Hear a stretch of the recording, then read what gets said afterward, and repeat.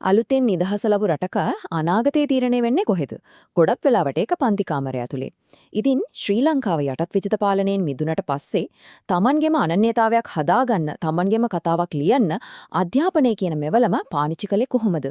අන්නේ සංකීර්ණ හැලහැප්පීම් පින්නු කතාව ගැන තමයි අපි මේ විග්‍රහයෙන් කතා කරන්න යන්නේ. ඉතින් අලුත් જાතියක් Tamanගෙම හඬක් හොයාගන්නේ කොහොමද? ඒකේ පටන් ගන්නම තියෙන්නේ පන්ති කාමරයෙන්.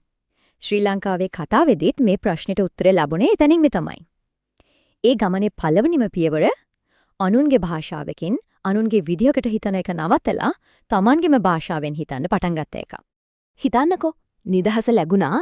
හැබැයි රටේ පාලන තන්ත්‍රය, වැදගත් රැකියාවේ ඔක්කොම තියෙන්නේ ඉංග්‍රීසි කතා කරන පොඩි ප්‍රභූ පිරිසකේ ඇතේ. එතකොට ඒක ඇත්තම නිදහසක්ද? නෑ නේද?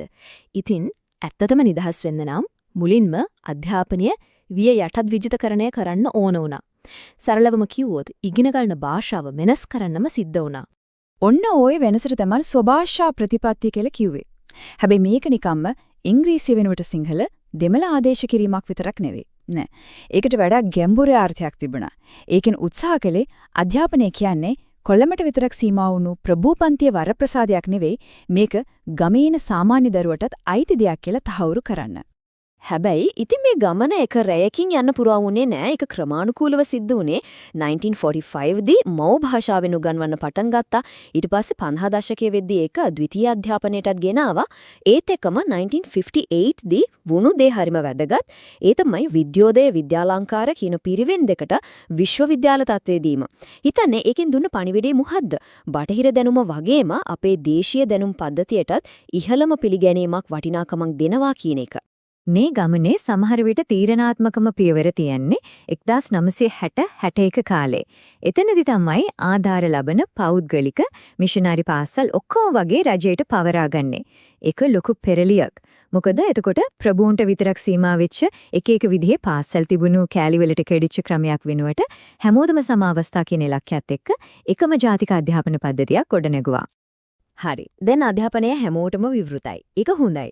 හැබැයි එක ප්‍රශ්නයක් විසඳගෙන එද්දී අලුත්ම ප්‍රශ්නයක් මතුවුණා. ඒ තමයි මේ අධ්‍යාපන ක්‍රමයෙන් බිහිුනේ ගොඩක් වෙලාවට පොතේ දැනුම විතරක් තියෙන උපාධිධාරීන්.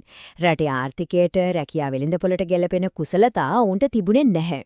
ඉතින් දැන් අලුත් අභියෝගය මේ පොතේ තියෙන දැනුම කොහොමද ජීවත් වෙන්න පුළුවන් ජීවනෝපායක් බවට පත් කරන්නේ කියන එක. ඔන්න ඔය ප්‍රශ්නට උත්තරයක් විදිහට තමයි 1972 ප්‍රතිසංස්කරණය එන්නේ. ඇත්තටම මේක හරිම වැදගත් සම්දිස්ථානයක්. මොකද අපේ ඉතිහාසයේ පළවෙනි වතාවට විෂයමාලාව සම්පූර්ණයෙන්ම වගේ රැකියා ඉලක්ක කරගෙන වෙනස් කරන්න උත්සාහ කළේ මෙතෙන්දී. ඒ කියන්නේ ඇයි ඉගෙන ගන්නේ කියන ප්‍රශ්නට හොඳ රැකියාවක් කරන්න කියලා බොහොම පැහැදිලි ප්‍රායෝගික උත්තරයක් දෙන්න හැදිවා.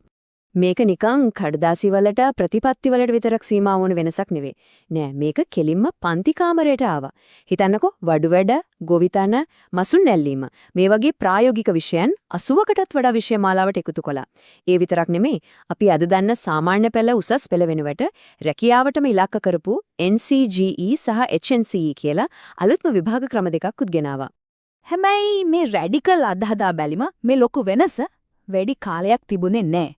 1977 දී ආණ්ඩු මාරුවක් එක්කම ආයමත් පරණ අපි හැමෝම දන්න සාමාන්‍ය පෙළ සහ උසස් පෙළ ක්‍රමයටම මාරු වුණා. ඉතින් මේකෙන් අපිට හොඳ පාඩමක් කියලා දෙනවා. ඒ තමයි අධ්‍යාපන ප්‍රතිසංස්කරණය කියන්නේ එකපාරක් කරලා ඉවර කරන දෙයක් නෙවෙයි. ඒක නිරන්තරයෙන් වෙනස් වෙන අලුත් දේවල් අත්හදා බලන දිග ගමනක් කියන එක. ඉතින් 80 දශකයේ වෙද්දි බලන්ද අපිට විශාල රට පුරා පැතිරුණු ඒකාබද්ධ ජාතික අධ්‍යාපන පද්ධතියක් තියෙනවා. ඒක හොඳයි. හැබැයි දැන් අලුත් ප්‍රශ්නයක්. මේ දෙවන්ත පද්ධතියේ ගුණාත්මක භාවය, ඒ කියන්නේ ක්වොලිටි එක. ඒක සහතික කරන්නේ කොහොමද? ප්‍රමාණයෙන් විශාල වුණාට ගුණාත්මක භාවය ගැන ප්‍රශ්නයක් මතුවෙන්න පටන් ගත්තා. ඔන්න ගුණාත්මක භාවය ප්‍රශ්නෙට උත්තර හොයන්න 80 දශකයේදී ව්‍යුහාත්මක වෙනස්කම් කිහිපයක්ම ගෙනාවා. එකක් තමයි පාසල් කළමනාකරණය පහසු කරන්න පොකුරු පාසල් කියන සංකල්පය ගෙනාපු එක. ඊළඟට විශිෂ්ටතා මාධ්‍යස්ථාන විදිහට හොඳම සම්පත් තියෙන ජාතික පාසල් ඇති කළා. ඒ වගේම ගුරුවරුන්ගේ පුහුණුව විධිමත් කරලා ගුරු වෘත්තියට වෘත්තීයමය ගෞරවයක් දෙන්න විද්‍යාපීඨ ඇති කළා. මේ ඔක්කොම ගුණාත්මක භාවයේ ඉහළ දාන්න ගට පියවර. ඊට පස්සේ 1997 තවත් හරිම වැදගත් සයක් වෙනවා. හිතන්න එතකල් වුණේ මොකද්ද? ආණ්ඩුවක් මාරු වෙන හැම වතාවෙම අධ්‍යාපන ප්‍රතිපත්තිත් වෙනස් වෙනවා. ඒකෙන් ස්ථාවරත්වයක් තිබුණේ නැහැ. ඔන්න ඕක නවත්තන්න දිගුකාලීන ස්ථාවර දැක්මක් ඇතිව ප්‍රතිපත්ති හදන්න ජාතික අධ්‍යාපන කොමිෂන් සභාව පිහිටවනවා. මේක ඇත්තටම ප්‍රතිසංස්කරණ ක්‍රියාවලියට ලොකු ස්ථාවරත්වයක් ගෙනාවා. ඉතින් ඔය ජාතික අධ්‍යාපන කොමිසමේ ප්‍රතිඵලයක් විදියට තමයි 1997 දී පුළුල් ප්‍රතිසංස්කරණ මාලාවක් එන්නේ. මේක හරියට ගේක එක බිත්තියක් විතරක් හදනවා වගේ නෙවෙයි.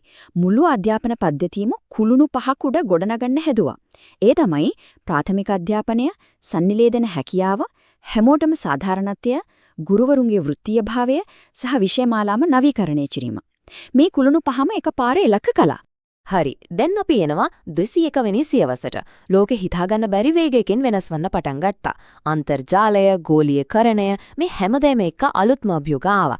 ඉතින් දැන් අපි ඉස්සරහ තිබුණු ලොකුම ප්‍රශ්නය තමයි ශ්‍රී ලංකාවේ අධ්‍යාපන පද්ධතිය මේ අලුත් සියවසට, මේ අලුත් ලෝකයට සූදානම්ද කියන එක.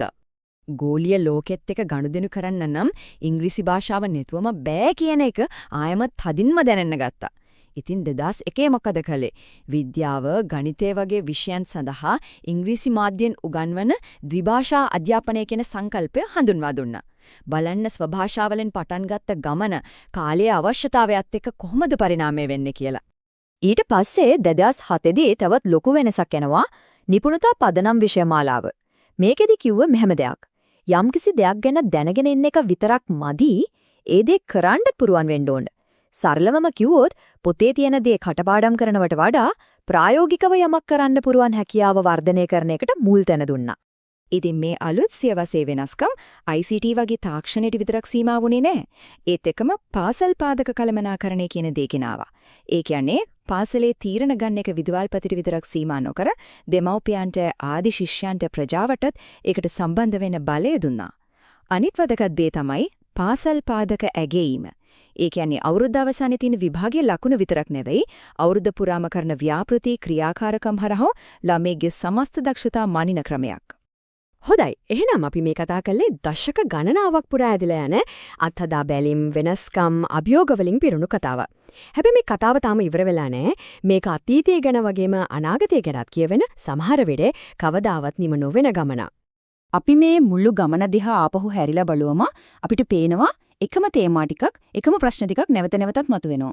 ඒ තමයි ජාතික අනන්‍යතාවයක් හොයාගෙන යන එක.